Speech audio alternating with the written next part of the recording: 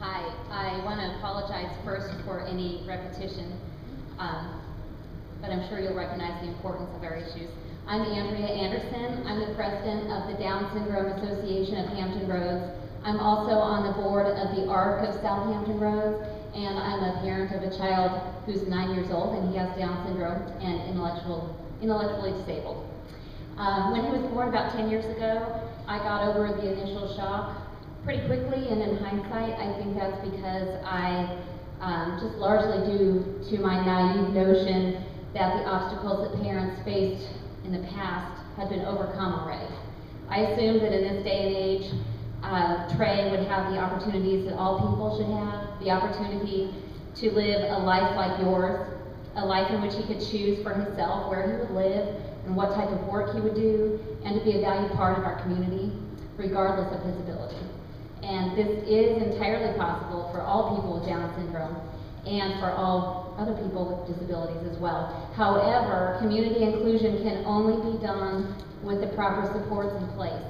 And generally speaking, that means it can't be done without the ID waiver or the DD Medicaid waiver.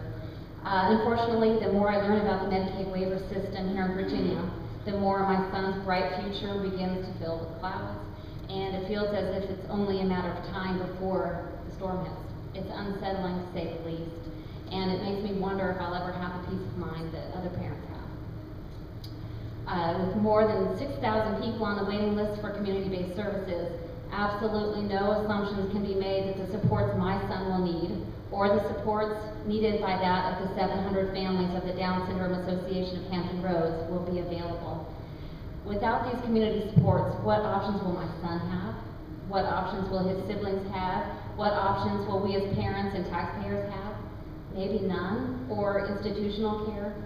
It's quite a reality check to see that more than half, which is almost 3,000, of the people on the ID waiver waiting list are considered to be urgent.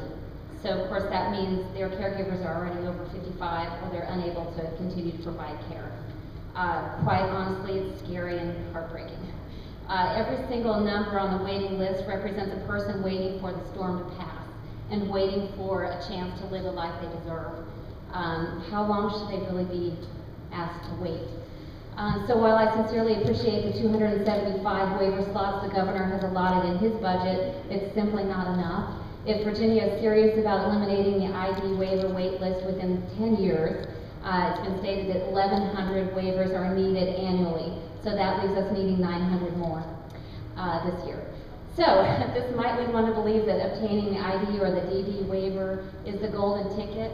And in many ways it is, but when you recognize that community-based services are facing serious cuts, you're likely to come to the conclusion that even with a waiver, the services it provides are likely not going to be what they should be. It means you just might hit a dead end once you get your waiver, which is yet another heartbreaking reality, and I'm out of time. So I urge you to support the efforts to increase the number of waiver slots, but also to eliminate the cuts to community-based services. Thank you very much. Thank you, Jennifer.